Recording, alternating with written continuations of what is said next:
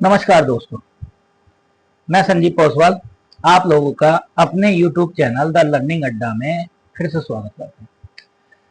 देखो भाई, पहले तो मैं आप लोगों से थोड़ा सा क्षमा प्रार्थी हूँ। क्षमा प्रार्थी का होने का कारण भी ये है कि मैंने आप लोगों से कहा था कि 6 बजे सुबह क्लास देंगे, 6 AM। सभी लोगों से बोला था और मैं अपने कमिटमेंट में पूरा भी था, लेकिन कुछ टेक्निकल इशू क्या है, मैं आपको सीधी सी बात बता देता हूँ। टेक्निकल इशू ये है, हमारा माइक, इस माइक ने हमें धोखा दे दिया। ये माइक जो है क्या कहते हैं, बोला नहीं, बोला मतलब इसकी बैटरी डाउन हो गई थी, और जब बैटरी इसकी डाउन हो गई मैं पूरी क्लास रिकॉर्ड करता चला गया। जब पता चला कि आधे में आवाज थी, आधे में आवाज नहीं थी। ठीक है, तो अब इस क्लास को दोबारा रिकॉर्ड कर रहे हैं।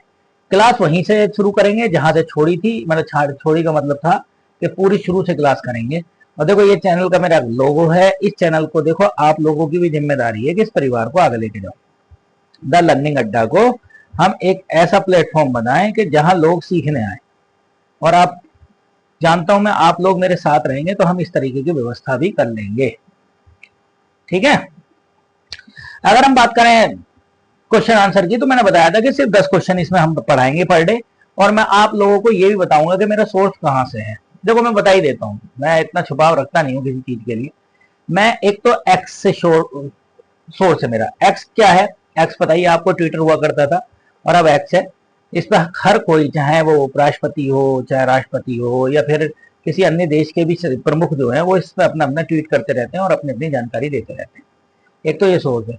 दूसरा प्रेस इंफॉर्मेशन ब्यूरो है, PIB है। ठीक है, सरकारी संस्था है, यहाँ पर बहुत सारी सूचनाएं सबसे पहले PIB को दी जाती हैं। आप लोग भी डाउनलोड कर लेना, बहुत ईजी है। ठीक, तीसरा मैं उठा कर लाता हूँ, द हिंदू से उठा कर लाऊंगा या किसी और न्यूज़पेपर से उठा कर लाऊंगा।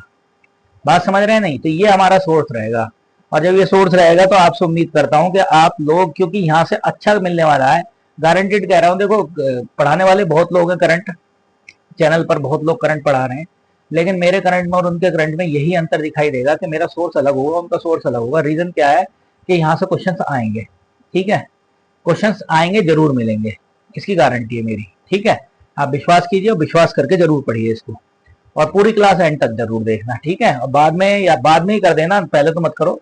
लाइक सब्सक्राइब कर दो और लोगों को शेयर कर दो। ठीक है, अच्छी बात है, अच्छे लोगों तक पहुंचे। चलिए, जैसे पहला क्वेश्चन है, ये इंपॉर्टेंट क्वेश्चन है। ये भारतीय महिला ने हमारे लिए जो है क्या कहते हैं, बड़ी छाई हुई है। मुख्य प्रधानमंत्री जी ने भी इनको जो है ट्वीट करके बधाई दी, और जो है क्या कहते हैं, ये बहुत क्या कहते हैं, बहुत अच्छे अविश्वसनीय क्षण है हमारे लिए, और अविश्वसनीय क्षण है, जिससे हमें ये पता चला कि आज हम लोग वर्ल्ड चैंपियनशिप जीत गए हैं। किसकी? चेस की। कल तो ये बात याद रखो, चेस का जन्मदाता कौन है? चेस का जन्मदाता अपने यहाँ भारत ही है। शतरंज का जन्मदाता भारत है, याद रखना। ये क्वेश्चन याद रखना कि कभी सोचने लगो कहीं और से आया, कहीं और से नहीं आया, भारत ही है। तो जाहिर सी बात है, शतरंज में तो हम तेज होंगे हैं। याद करो, मामा शकुनी क्या खेलते थे? चौसर खेलते थे। मामा शकुनी क्या खेलते थे? चौसर। तो उसी से शतरंज की जन्म हुआ है। ठीक है, तो पहले तो इसका आंसर देख लेता। आंसर है दिव्या देशमुख। दिव्या देशमुख आंसर है, और इसने भारतीय को हराया, कोनेरू हम्पिन को हराया, इनको हराया। दोनों, इसमें कोई ऐसा नहीं होता कि एक टीम के रिप्रेजेंटेटिव गए हैं, इंडिया के रिप्रेजेंटेटिव गए हैं, अपने टैलेंट पर होता है। दो लोग फाइनल में पहुंच सकते हैं, और दोनों भारतीय फाइनल में पहुंचे थे। ये भी हमारे लिए गर्व की बात है। इसका मतलब हमारा फाइनल कोई भी जीतता, भारतीय जीतता। ठीक है, दिव्या देशमुख ने जीता है। दिव्या देशमुख एक नई खिलाड़ी के रूप में उभर कर आई हैं, ग्रैंड मास्टर बन गई हैं। ग्रैंड मास्टर इसके अलावा कौन कौन सी महिलाएं बनी हैं, वो हम आगे बात करते हैं। थोड़ी सी बात इनके बारे में। नागपुर की रहने वाली हैं। 2024 में भी इन्होंने जूनियर विश्व कप जीता था, ये याद रखना। ठीक है, ये ग्रैंड मास्टर बनने वाली 88वीं महिला है। विश्व की कौन से नंबर की? 88वीं महिलाएं हैं, और भारत की 3 अन्य इनसे पहले बन चुकी हैं, और तीनों के नाम जो मैंने लिख रखे वो यही है, कोनेरू हम्पी, हरिका और वैशाली। ठीक, और भारत में, और चौथी कौन सी हो गई? ये दिव्या देशमुख हो गई। अच्छा, डी गुकेश को भी याद रख लें। डी गुकेश अभी बने हैं ग्रैंड मास्टर, ये भी भारतीय हैं। ठीक है, तो हमारा शतरंज में बोलबाला और जलवा रहा है और रहेगा आगे तक। ठीक है, इस चीज को याद रखना, बहुत अच्छे से याद रखना, ये क्वेश्चन आएगा ही आएगा। ठीक है, नेक्स्ट क्वेश्चन पे चलते हैं। यूरो कप किसने जीता? ये क्वेश्चन इंपॉर्टेंट है। ये क्वेश्चन यूरो आता है। एक कप और है, 2 कप और बता देते हैं। एक थॉमस कप है और एक कप और है, उबर कप है। तो आप लोग इसको जरूर कमेंट सेक्शन में लिखना है, कौन सा महिलाओं से संबंधित है और कौन सा पुरुषों से संबंधित है।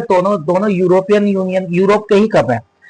और ये भी क्योंकि यूरो के नाम से दिखाई दे रहा है, कैसा कप है, यूरो का कप है, यूरो मतलब यूरोप का कप है। तो इसमें जीता है इंग्लैंड ने। इंग्लैंड ने किसको हराया, इसको हराया है, ये लूज हुई है, इन्होंने लूज किया है। और ये किसने जीता है, इंग्लैंड ने विन किया है। पहली बात तो ये बात याद रखो। दूसरी चीज, इंग्लैंड ने जो विन किया है ये इसको हराया है, स्पेन को। अच्छा, एक चीज यार, इंग्लैंड कैपिटल पता है सबको, लंदन है। जर्मनी की कैपिटल बता देता हूँ, बर्लिन है। स्पेन की कैपिटल मैड्रिड है। और इटली की कैपिटल रोम है। ठीक है, चलो कोई बात नहीं, आगे चलते हैं। इन कैपिटल को मैं बोलता जा रहा हूँ, चाहे एक बार देख के चाहे दो बार देख के, इसको जरूर लिख लिया करो, क्योंकि आजकल एक क्वेश्चन तो टपक ही जाता है। ऐसे गिरता है जब पका हुआ आम गिरता है ना, ऐसे राजधानी का क्वेश्चन गिर जाता है। फिर उसके बाद जो है वो पंखा देखना शुरू कर देते हैं, हवा में चल जाती है नजरें, अरे यार सर ने बताया तो था, भूल गए। ठीक है, कैसे याद किया जाएगा, याद था भूल गए। देखो, याद करने का एक ही तरीका है, मोर एंड मोर रिवीजन।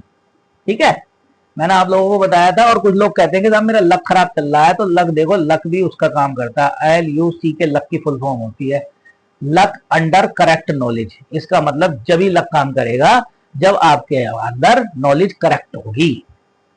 ये याद रखना, करेक्ट नॉलेज नहीं है तो लक काम नहीं करेगा दोस्तों। तो इसीलिए कैपिटल का सवाल गिरे उससे पहले बकलोस है। जैसे न्यूटन ने सेब गिरते हुए गुरुत्वाकर्षण बता दिया, ग्रेविटेशनल बता दिया था, वैसे ही आप आम गिरते ही, मतलब आम तो मतलब सवाल गिरते ही तुरंत बता दो, बोला जर्मनी की बल्ली ना, काम खत्म, तुम्हारा हमारा दोस्ताना यहीं तक था, और टिक लगाओ और निकलो। ठीक, ये चीज याद रखना। हमें कुछ देखो, विद्वान नहीं बनना है, टिक लगाना, निकलना है। आगे की नौकरी पकड़ो, कहाँ चक्कर में पड़ रहे हो। ठीक है, नौकरी पकड़ के आगे चले जाओ, लेकिन नौकरी पकड़ने के लिए पर्याप्त मेहनत कर लो। ठीक है, तो हम लोग जो बात कर रहे थे कि यूरो कप किसने जीता, तो यूरो कप इंग्लैंड ने स्पेन को हरा के जीता। कौन सा वाला, ये महिला वाला है, याद रखना, महिला कप है। महिला मतलब वुमेन वाला था, पुरुषों वाला नहीं है ये। तो इसका मतलब इसमें जीता है। इंग्लैंड हार गया था स्पेन से, कहा फीफा वर्ल्ड कप में, उसका ही बदला लिया है। बड़ी अच्छी सी हेडलाइन आई है, PIB पे भी हेडलाइन थी और द हिंदू में हेडलाइन थी। ये वाली हेडलाइन थी साहब, द इंग्लैंड यूरोप का चैंपियन है, जिसने UEFA कहते हैं इसको, यूरोपियन कप को, महिला यूरो में 2025 के वे विश्व चैंपियन स्पेन को रहा। विश्व चैंपियन क्या है ये, कि ये फीफा वर्ल्ड कप जीत चुके हैं, इसलिए विश्व चैंपियन है।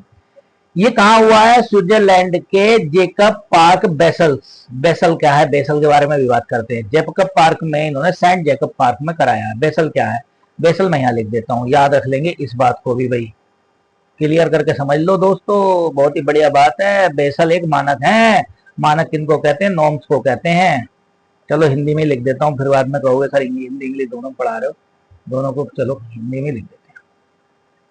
ठीक है, ठीक, इसको मिटा लें, मिटाने में बड़ा मजा आता है इस टाइम में। बेसल क्या, मानक है, नॉर्म्स। मानक क्या होते हैं, मानक बनाए जाते हैं। कैसे मानक है, बैंकिंग के मानक है साहब। बैंकिंग के कैसे मानक है साहब, अंतरराष्ट्रीय मानक है साहब, अंतरराष्ट्रीय। अंतरराष्ट्रीय मतलब इंटरनेशनल मानक है। विश्व में सबको बैंकिंग के मानक मानने आवश्यक हैं, समझ गए नहीं। तो ये बैंकिंग के मानक हैं, ये क्वेश्चन आ सकता। और बेसल शहर है, कहाँ का शहर है, स्विट्जरलैंड का शहर है। इसी बेसल शहर में ये बैंकिंग के मानक रखे गए थे, इंटरनेशनल नॉर्म्स। ठीक, इसी में हमने ये भी करा लिया, क्या करा लिया, यूरो कप करा लिया। ठीक है, इस घटी घटना को याद करें, जहां से इंग्लैंड लगातार 2 बार यूरोप की रानी बनी, मतलब यूरोप के लगातार यूरो कप 2 बार जीत लिया है, लगातार जीत रही है। कितनी बार जीत लिया, 2 बार इंग्लैंड। ठीक, यूरो कप के बारे में बात करें, एक फुटबॉल चैंपियनशिप है जो आमतौर पर यूरो या यूरोज के नाम से जानी जाती है। UEFA के सदस्य संघों के वरिष्ठ पुरुष टीमों द्वारा प्राथमिक एसोसिएशन फुटबॉल टूर्नामेंट है, जो 1960 से हर 4 साल बाद होता है। महिला यूरो कप की बात करें तो ये देखो, महिलाओं को तो हमेशा लेट शुरुआत मिली है ना, हमेशा महिला सशक्तिकरण आते आते देर हो गई है। क्या कहते हैं, वोटिंग राइट भी। अच्छा चलो बताओ भाई, कमेंट सेक्शन में ये बता दो, चलो कि वोटिंग राइट सबसे पहले महिलाओं को किस देश ने दिया। चलो तुम क्या बताओगे, मैं ही बताता हूँ, न्यूजीलैंड है। क्या है, न्यूजीलैंड, न्यूजीलैंड ने दिया। ठीक, पहला।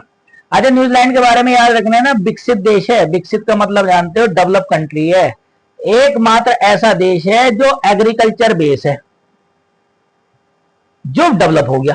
भारत भी एग्रीकल्चर बेस इकोनॉमी है, लेकिन भारत डेवलप नहीं हुआ। न्यूजीलैंड डेवलप भी है और एग्रीकल्चर बेस भी है। देखो नया फैक्ट है ये। और न्यूजीलैंड क्यों है ऐसा? क्योंकि न्यूजीलैंड जो है क्या कहते हैं, यहाँ पर भेड़ पालन किया जाता है। भेड़ पालन का मतलब है कि ऊन के लिए प्रख्यात है। प्रख्यात ऑस्ट्रेलिया भी है ऊन के लिए, क्योंकि बराबर बगल बगल में पड़ते हैं। न्यूजीलैंड की खोज किसने की थी? तस्मान ने की थी। तस्मान कौन गया था? कैप्टन कुक के साथ तस्मान गया था। कैप्टन कुक ने ऑस्ट्रेलिया की खोज की थी। और कैप्टन कुक कहाँ का रहने वाला था?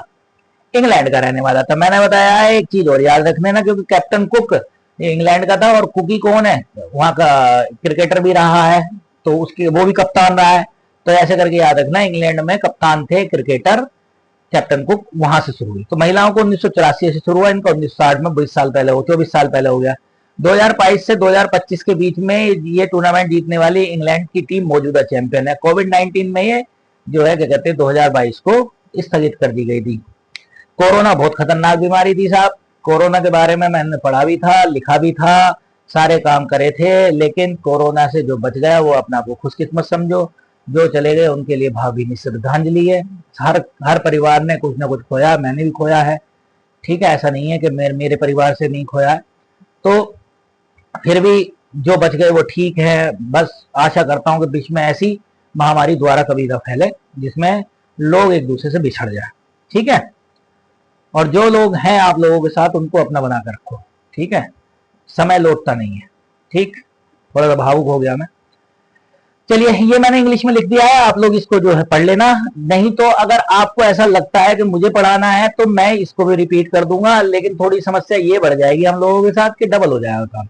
अगर अगर ऐसा लग रहा हो कि मुझे पढ़ाना है तो मैं आप लोगों के लिए जरूर इसको इंग्लिश में रिपीट कर दूंगा। यूनेस्को, यूनेस्को के बारे में अभी बात करेंगे।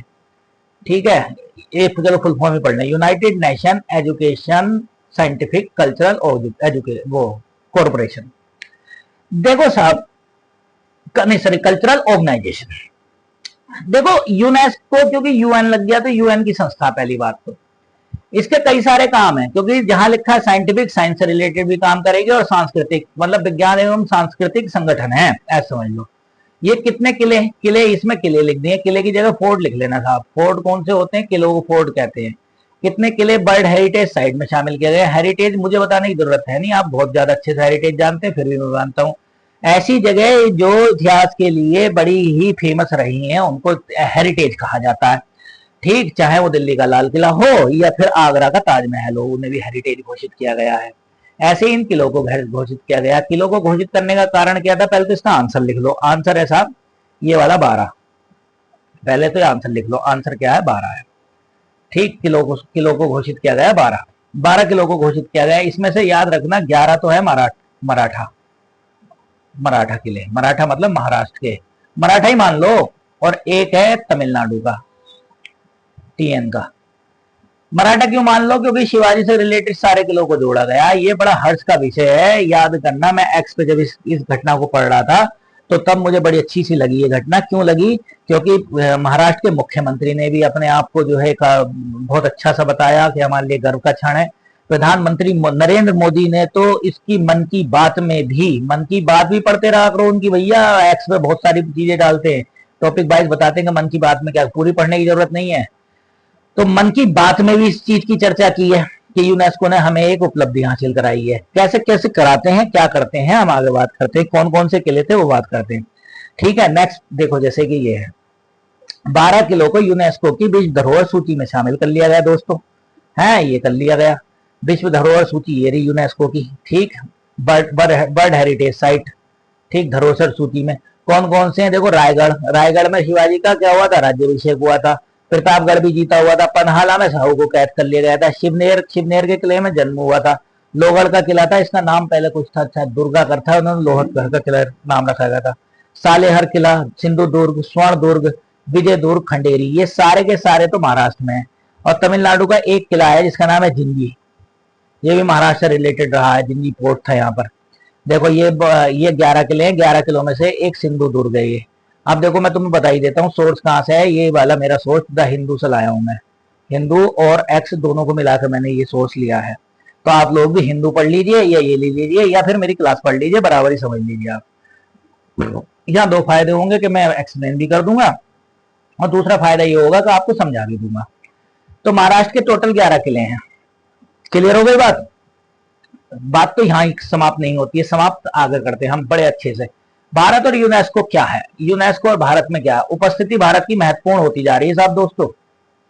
टोटल 43, अब कितनी हो गई है, 44 हो गई है, मैं आगे बात करूंगा, ये हो गई 44 संख्या, कुल 44 संख्या हो गई है, 44 हो गई है, इसमें 34 सांस्कृतिक है, 7 प्राकृतिक है और 2 मिक्स है। ठीक, 62 अस्थायी स्थल है।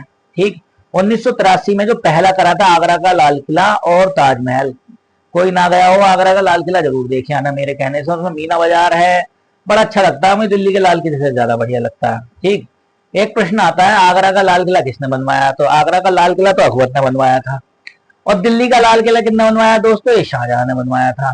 और जो आगरा का लाल किला है उसके अंदर मोती मस्जिद शाहजहां ने बनवाई, दिल्ली का लाल किला उसके अंदर मोती मस्जिद औरंगजेब ने बनवाई। दिल्ली के लाल किले के अंदर एक नहर जा रही है, उसे कहते हैं स्वर्ग से आई हुई नहर, मतलब जन्नत से आई हुई नहर, नहर बिहिशित, ये क्वेश्चन आया है यूपीपीएससी में। ठीक है, कौन सी नहर है जिसका पानी, जो यमुना का पानी सीधे कहाँ आता था, किले में आता था, इसके द्वारा। ठीक है, देख का होगा तो आपको लगेगा ये टेक्नोलॉजी क्या थी, फाउंटेन भी लगे हुए हैं, झरने भी लगे हुए हैं, और क्या कहते हैं फुब्बारे भी लगे हुए हैं, वो कैसे चलते होंगे ये जरूर देखना आना।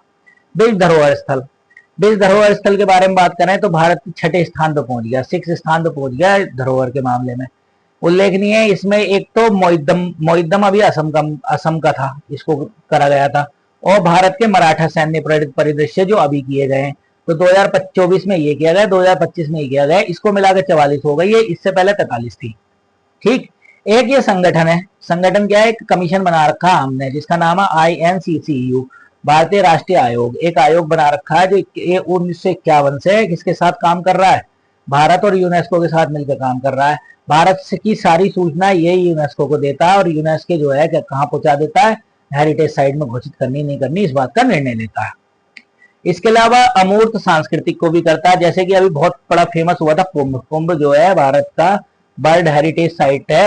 अमूर्त कैसी, अमूर्त, और दांडिया, दांडिया, दांडिया गुजरात का, और भी है, आप लोग देखना कमेंट सेक्शन में बताना मुझे कौन कौन सी हैं। समझ रहे दोस्तों, क्लियर हो गई बात। अब हम आगे चलते हैं, ये मैं इंग्लिश में लिख चुका हूं, आप लोग इसको पढ़ सकते हैं। ठीक, अब यूनेस्को के बारे में बात कर ले। United National Educational Scientific Cultural Organization कब बना, ये 16 नवंबर 1945 को बना। लोगों को कंफ्यूजन होता है कि 1946 को बना, इसीलिए आज इस कंफ्यूजन को दूर कर देते हैं। ये बना 1945 को, स्थापना लंदन में हुई है, लेकिन इसका हेडक्वार्टर पेरिस में, ये याद रखेंगे। बात आ रही है समझ में। और ये बना 1945 में, लेकिन 1946 में इसका संविधान लागू हुआ था जब 20 देशों ने हस्ताक्षर किए थे। क्लियर हो गई बात। इसके साथ ही यूनेस्को की वर्षगांठ का समारोह भी शुरुआत होती है। समझ रहे हो नहीं। ठीक, तो 46 में नहीं बना है। इसका उद्देश्य राष्ट्रीय शैक्षिक, यूएन का उद्देश्य, यूएन की संस्था है, शैक्षिक वैज्ञानिक सांस्कृतिक संगठन को आगे बढ़ाना, शिक्षा के स्तर में, कला के स्तर में, विज्ञान और संस्कृति के माध्यम से आगे बढ़ाना है। ठीक, 194 वर्तमान में देश हैं दोस्तों, 12 सहयोगी सदस्य और भी हैं, और गैर सरकारी वगैरह सब जुड़े हुए हैं। ठीक है, नेक्स्ट पॉइंट, यही बात मैंने इंग्लिश में लिख दी, अगर किसी को पढ़नी हो तो पढ़ लेना, ना पढ़नी हो तो, ना पढ़ सको तो मुझे बता देना, मैं पढ़ा करूंगा। ये बहुत बढ़िया है, इसको कहेंगे विश्व बाघ दिवस। ठीक है, क्या कहेंगे, इंटरनेशनल टाइगर डे या वर्ल्ड टाइगर डे। ये कब मनाया गया, देखो इसका आंसर तो 29 जुलाई है। ठीक, ये क्यों मनाया जाता है, देखो हम लोगों के साथ समस्याएं चल रही हैं कि हमने बाघों को खत्म किया। कैसे खत्म किया, नंबर 1 का शिकार किया, जो आज तो प्रतिबंध कर दिया गया है। भारत का नेशनल एनिमल है, इसकी जो वो है पैंथरा टिग्रिस कहते हैं इसको, क्या कहते हैं, पैंथरा टिग्रिस कहते हैं, पैंथरा। ठीक, पैंथरा टिग्रिस कहते हैं। बाघ शिकार से खत्म कर दिया हमने। और एक चीज याद रखना, किसी भी चीज, किसी भी जानवर के लिए अगर वो लुप्त प्राय होता जा रहा है, तो अगर क्वेश्चन आता है कि क्यों जा रहा है, तो आवासों का क्षरण,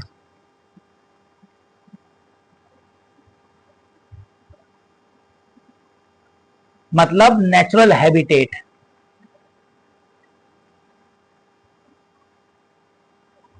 नेचुरल हैबिटेट खत्म कर दिए हैं हमने।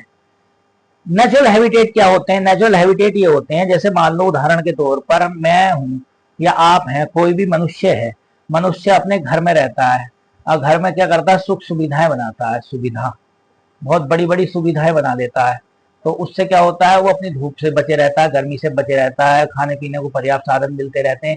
इन विचारों के साथ वो नहीं है। कारण क्या रहा, मनुष्य ने क्या करा, मनुष्य ने जो इनकी घूमने फिरने की जगह थी वहां पर क्या बना लिया, घर बना लिए हैं, मकान बना लिए, दुकान बना ली, तो अब ये कहाँ जाए। तो अब इनके पास जैसी मनुष्य से सामना होता है ये मनुष्य को मारने की कोशिश करते हैं। ठीक है। और दूसरा जो है, धीरे धीरे ये समाप्ति की ओर चले जा रहे हैं। भारत सरकार ने इनको बचाने के लिए बहुत सारे प्रोजेक्ट चलाए। कौन कौन से प्रोजेक्ट चलाए वो आज हम टाइगर डे पे जरूर डिस्कस करेंगे। ठीक है। तो क्वेश्चन ये आएगा, ये जरूर लगाना दोस्तों, यही आंसर राइट होगा। बहुत सारे कारण है, पानी ना मिलना, बीमार पड़ना, ये करना वो करना, लेकिन सबसे बड़ा कारण है आवासों का क्षरण, मतलब उनके रहने की जगह को समाप्त कर दिया है। उदाहरण के तौर पर चीता लाए गए दक्षिण अफ्रीका से और नामीबिया से, पुनों में ही क्यों बसाए गए, क्यों, क्योंकि वहां पर उनके रहने की पर्याप्त व्यवस्था, पहली बात। दूसरी चीज, शिकार पर्याप्त है, सारी चीजें व्यवस्था है। और याद रखना कि बाघ या ये बड़ी बिल्लियां जिनको कहते हैं बिग कैट, ये हमेशा शिकार पर भरोसा करती हैं। दूसरी चीज, अगर ये शिकार न करें तो कमजोर हो जाएंगी, बीमार पड़ जाएंगी, मर जाएंगी, नहीं ये शिकार जरूर करेंगे। तो इसलिए ऐसी जगह इनको छोड़ा जाएगा जहां पर ये शिकार करने की व्यवस्था हो। Next, global tiger day. पहले तो यह टाइगर अंतरराष्ट्रीय बाघ दिवस क्यों मनाया जाता है, क्यों मनाया जाता है। सन 2010 में सेंट पीटर्सबर्ग में टाइगर समिट हुई थी। कौन समिट हुई थी दोस्तों, टाइगर समिट हुई थी। किसने करवाई थी, व्लादिमीर पुतिन ने करवाई थी। ये पुतिन वो हो गए हैं जिन्होंने अपने आप को आजीवन राष्ट्रपति, पहले तो 2036 तक राष्ट्रपति घोषित करा था, अब कह रहे हैं कि साहब मैं आजीवन ही रहूंगा। क्यों कहो जाते हैं राष्ट्रपति इस तरीके के, क्या समाजवादी व्यवस्था बाद में बात करेंगे। असल में करा किसके लिए था, ये अमूर बाग है। अमूर यहाँ पर एक नदी भी है। अमूर बाग कहाँ मिलता है, बर्फ, बर्फ में मिलता है। कहाँ मिलता है दोस्तों, बर्फ में मिलता है, बट ठंडा ठंडा रहता है, वो कूल कूल है। अमूर बाग को जैसे धीरे धीरे इस बाग का जो है क्या हो रहा था, शिकार हो रहा था, अवैध व्यापार हो रहा था, बहुत सारी चीजें हो रही थी। तो इन्होंने इसके लिए कानून पर हस्ताक्षर किए थे, कठोर दंड देने वाले कानून पर हस्ताक्षर किए थे। इसी दिन इन्होंने वर्ल्ड टाइगर समिट करी थी। और इन्होंने एक ऐसी भौगोलिक सोसाइटी के द्वारा बनाया गया संगठन है, ये रूसी टाइगर सेंटर रूसी, जिसको वैश्विक रूप से, जब वैश्विक का मतलब समझते हो पूरे वर्ल्ड में बढ़ावा देने के लिए। ठीक। और यहाँ पर ऑनलाइन जागरूकता भी फैलानी है। तो जितने देश इसके इसके सदस्य देश बने हैं वो सारे के सारे अपने यहाँ बाघों के लिए कुछ ना कुछ कर रहे हैं। जैसे कि भारत, भारत क्या कर रहा है भाई, ये तो देखो वही वाली बात जो था मैंने इंग्लिश में लिख दिया है। भारत क्या कर रहा है, भारत ने ये चलाया दोस्तों प्रोजेक्ट टाइगर 1973 में, 1 अप्रैल 1973 को चला है। एक को लिख देना, 1 अप्रैल 1973 को चला है। कौन से, वन्य जीव संरक्षण अधिनियम 1972 के द्वारा। ये अधिनियम क्या होते हैं, अधिनियम एक्ट कहलाते हैं। फिर से बता देता हूँ, मैं एक बार और बता चुका हूँ। इसमें 3 चीजें होती हैं, प्रस्ताव, प्रस्ताव कोई भी ला सकता है, कोई भी लोकसभा राज्यसभा का सदस्य या मंत्री। फिर उसके बाद चला जाता है एक सदन में, मान लो लोकसभा में चला गया। दूसरा सदन क्या, राज्यसभा। लोकसभा में जैसे ही पास होगा तो ये बन जाएगा बिल, बिल मतलब विधेयक। फिर राज्यसभा में जाएगा, यहाँ से पास हो गया तो राज्यसभा से पास होगा तब भी बिल रहेगा। फिर दोनों से जाने के बाद, गुजरने के बाद कहाँ पहुंचेगा, राष्ट्रपति पर। राष्ट्रपति साइन कर देंगे तो क्या बन जाएगा, एक्ट। समझ रहे हो, आ रही बात समझ में। ठीक है, राष्ट्रपति के साइन होते ही अधिनियम बन जाता है। तो जितने भी कानून बनते हैं वो ऐसे ही बनते हैं। इस प्रजाति का अस्तित्व पुनरुत्थान सुनिश्चित करने के लिए प्रारंभ में इस परियोजना को 9 बाघ अभ्यारण्यों को शामिल किया गया था। वर्तमान में इस समय 18 राज्य शामिल हैं और 58 बाघ अभ्यारण्य। ठीक, टाइगर रिजर्व जो भारत के जंगली बाघों को आबादी को महत्वपूर्ण भूमिका निभा रहे हैं। 1 अप्रैल 1973 को शुरुआत की गई थी। प्राथमिक उद्देश्य जानते हो, बाघ और उनके आवासों को, देखो ये आ गया प्राकृतिक आवास जो अभी बता रहा था, उनका संरक्षण करना। प्राकृतिक आवास है सबसे मेन इंपॉर्टेंट दोस्तों। ये खत्म तो समझ लो सब खत्म। जिससे क्या होगा, पारिस्थितिकी संतुलन बना रहेगा, इकोसिस्टम बना रहेगा। क्यों, क्योंकि बाघ जो है फूड चेन का हिस्सा है। फूड चेन क्या होती है कि एक जो जिसके लिए आवश्यक है उस चीज को खाता है, और फूड चेन बनी रहती है तो बायोडाइवर्सिटी बहुत अच्छी रहती है। और फूड चेन खत्म हो जाती है तो बायोडाइवर्सिटी खत्म हो जाती है। प्रोजेक्ट टाइगर के तहत एक सफल कार्यक्रम था। 2006 में सिर्फ 1411 बाघ थे, अब 3682 हो गए 2022 में। हर 4 साल में की जाती है, ये 4 साल में बाघ गणना होती है, समझ गए। इस बार तो सैटेलाइट का प्रयोग किया गया था। और हाँ 26 में होगी अब आगे, ठीक है। एक मोटा मोटा अनुमान अभी दे चुके हैं ये, ठीक। 3682 बाघ है इस समय में, और 75% बाघ पूरे विश्व के भारत में मिलते हैं। अच्छा याद रखना, एमपी टाइगर स्टेट कहा जाता है। Tiger state. मेरे हिसाब से 526 के करीब टाइगर हैं, 526 टाइगर तो अकेले इसमें है। ठीक है, आ रही बात समझ में? आगे चलते हैं हम। ठीक, ये तो मैंने आप लोगों को बता ही दिया। एक और चीज है, ये हमारी मोदी जी की देन है, अंतरराष्ट्रीय बिग कैट अलायंस। ये बिग कैट अलायंस क्या है? बिग कैट अलायंस एक वैश्विक संगठन बना दिया गया है, ग्लोबल ऑर्गेनाइजेशन बना दिया गया, जिसकी शुरुआत भारत ने अप्रैल में की थी। कब की थी? 50वीं वर्षगांठ पे। किसकी 50वीं वर्षगांठ पे? प्रोजेक्ट टाइगर की। 1973 बना था, 2023 में 50 साल हो गए थे इसे पूरे हुए। तो हमारे नरेंद्र मोदी ने कहा कि बोले भाई ऐसे काम चलेगा नहीं, हम जो है ऐसा काम करते हैं जो बड़ी बिल्लियों को, प्रजातियों को बराबर रख ले। ये चीज याद रखना, ये क्वेश्चन आ सकता है। कितनी प्रजातियां? 7 हैं बड़ी बिल्लियां। बिग कैट होती बिल्ली की जैसी हैं, लेकिन बिल्ली नहीं होती। जैसे कि बाघ हो गया, शेर हो गया, हिम तेंदुआ हो गया, इनका नाम जरूर याद कर। तेंदुआ हो गया, जगुआर हो गया, प्यूमा हो गया, चीता हो गया, ये बिग कैट कही जाती हैं। इनका संरक्षण आवश्यक है, क्योंकि भारत ने बनाया था, तो इसका हेडक्वार्टर भी कहाँ है? कहाँ है? नई दिल्ली में। अच्छा, एक चीज और याद रखना, टाइगर की बात आ रही है तो सफेद बाघ, व्हाइट टाइगर कहाँ मिलते हैं? कौन बताएगा? चलो मैं भी थोड़ी देर में बताता हूँ, जब तक सोच लेना। चलो हाँ, फिर बता देंगे। एक आम सभा है यहाँ। आम सभा सभी सदस्य देशों को मिलकर बनाई जाती है, जिसमें न्यूनतम 7 और अधिकतम 15 सदस्य हो सकते हैं। आम सभा का 5 वर्ष का कार्यकाल होता है, जो उसके सदस्य होते हैं। ठीक, महासचिव की नियुक्ति आम सभा के परिषद की सलाह पर एक निश्चित अवधि के लिए की जाती है। सदस्यता क्या है? सदस्यता में अर्मानिया, भूटान, कंबोडिया, इथोपिया, गिनी, भारत, लाइबेरिया, ये सारे वो देश हैं, टोटल 11, जहां टाइगर की संख्या ज्यादा है। ठीक, यहाँ जाए। व्हाइट टाइगर है एमपी में। एमपी में कहा? पन्ना नेशनल पार्क में, पन्ना में। और पन्ना में क्या होता है? हीरा भी मिलता है। हाँ, एक गाना है किसका, कौन है एक्टर, नाम भूल रहा हूँ मैं उनका, के पन्ना की तमन्ना हीरा मुझे मिल जाए। तो हीरा पन्ना इसीलिए कहते हैं, पन्ना की खानों में हीरा मिलता है। ठीक है, देवानंद जी का है, देवानंद की मूवी का है। नेक्स्ट पॉइंट, ये मैं आप लोगों को बता चुका हूं, ये आया बहुत इंपॉर्टेंट फैक्ट। हाल में किस मिसाइल का सफल परीक्षण किया गया है? तो देखो, इस बहुत सारे परीक्षण लगातार चल रहे हैं, और ये मिसाइल ऐसी थी कि भारत ने इसको ड्रोन आधारित की है। क्या करिए? ड्रोन आधारित मिसाइल की है। तो ड्रोन से इसका प्रक्षेपण किया है। इसमें एक वीडियो भी है, वो एक्स पे है, ट्विटर पे डीआरडीओ द्वारा ट्वीट की गई है, लेकिन मैं वो आपको यहाँ दिखा देता, लेकिन दिखाई नहीं। आप लोग देख लेना उसको। पिल्ले मिसाइल की गई है ये, इसने दुनिया को चौंका दिया। ठीक, और ये जो मिसाइल है इसका नया वर्जन है ये।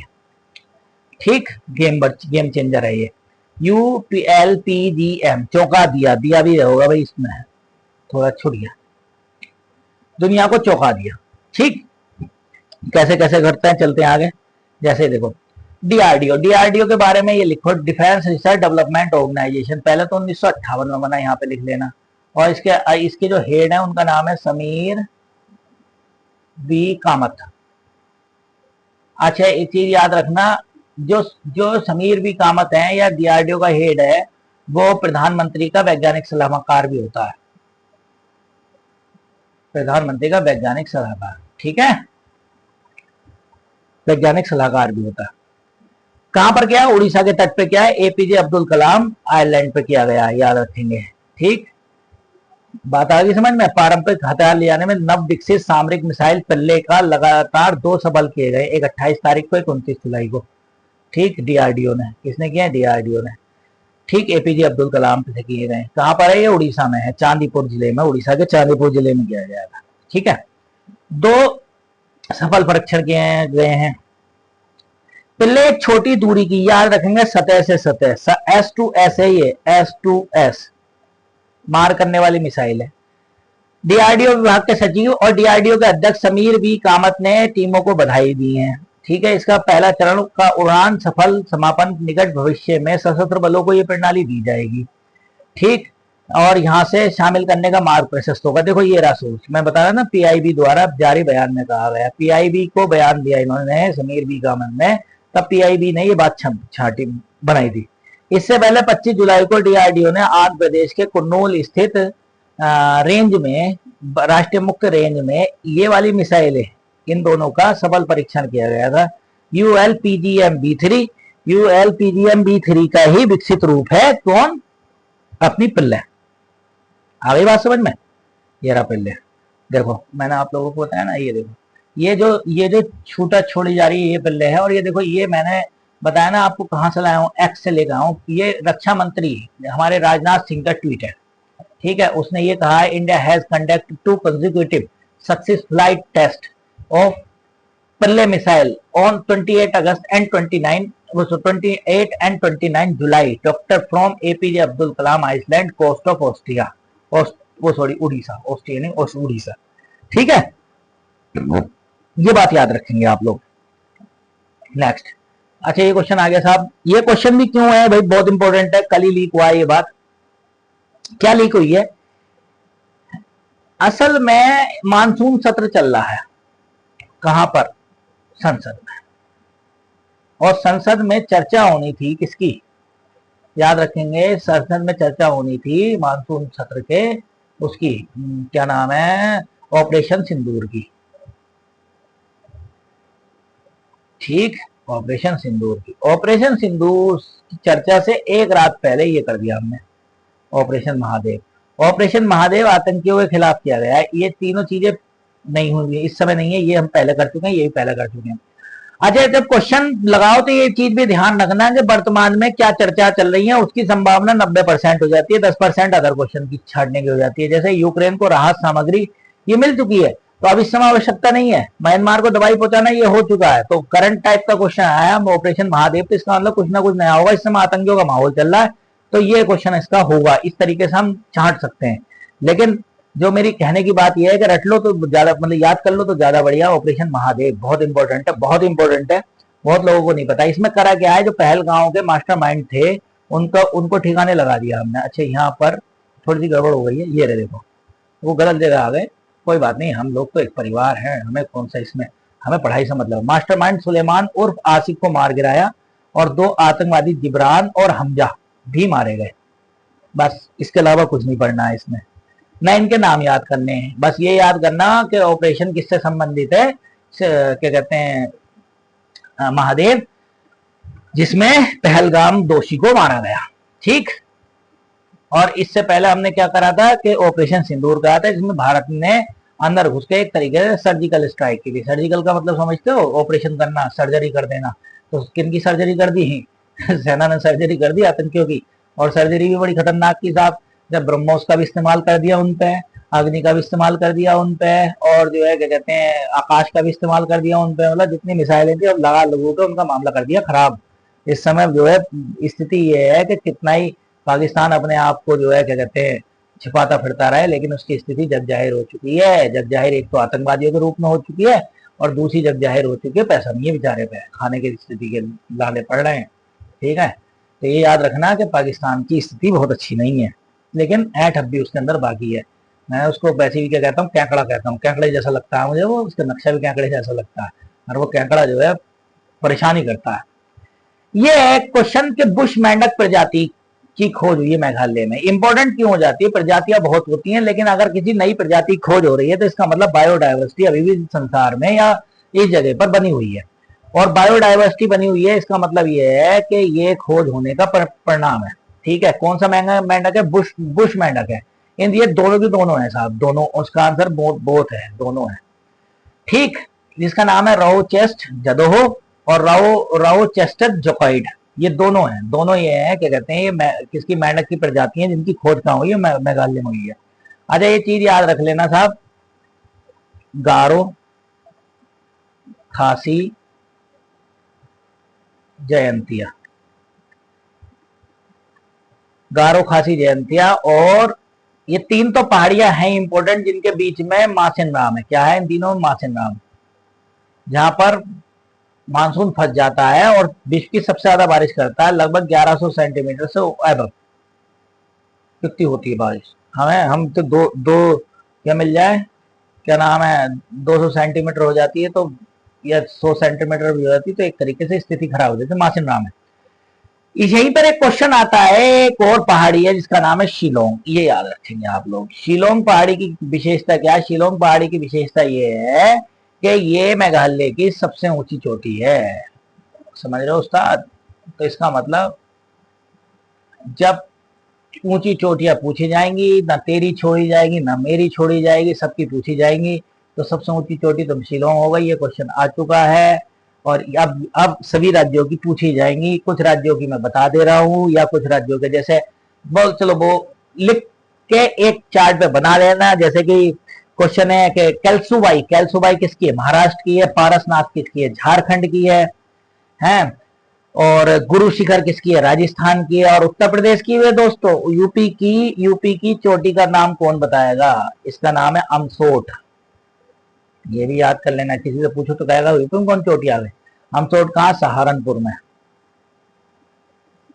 शिवालिक पहाड़ियों का भाग है। ठीक है, अमसोट याद रखना ये लोग।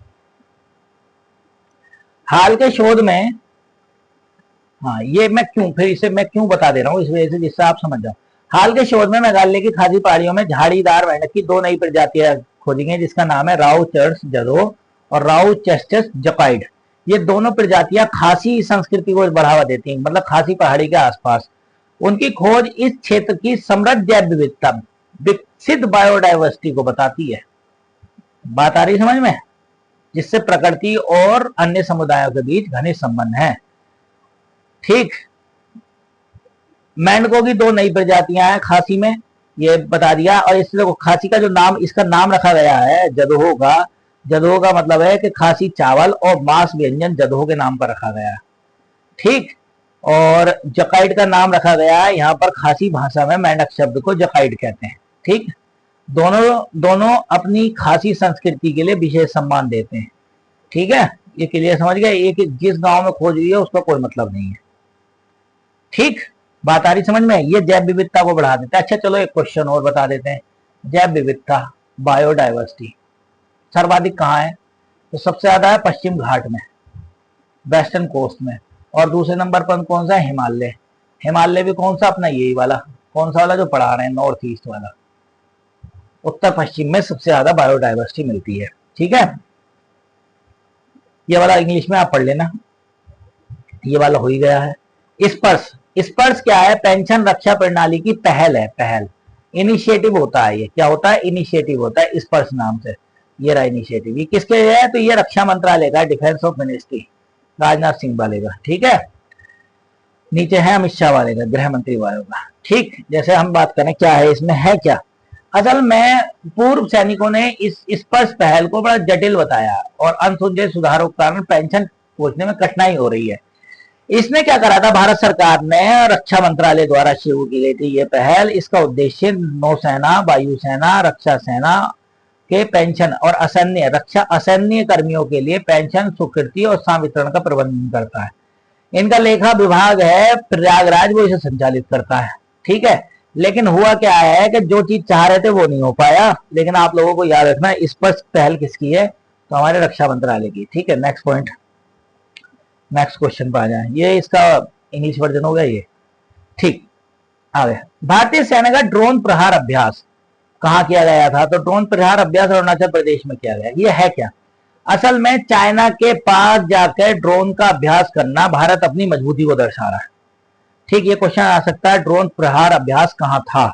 ठीक है, जैसे कि अगर हम बात करें, ये रहा ड्रोन प्रहार अभ्यास अरुणाचल प्रदेश के पूर्वी सियांग जिले में किया गया था। रियांग सैन्य अड्डे पर ड्रोन प्रयास किया गया था, जिसका मकसद क्या था? कि ड्रोन को दिखाना, ठीक, और ड्रोन की टेक्नोलॉजी के बारे में चाइना को अवगत कराना कि हमें हल्के में लेने की जरूरत नहीं है। इसमें खुफिया, निगरानी, टोही अभियान तीनों थे।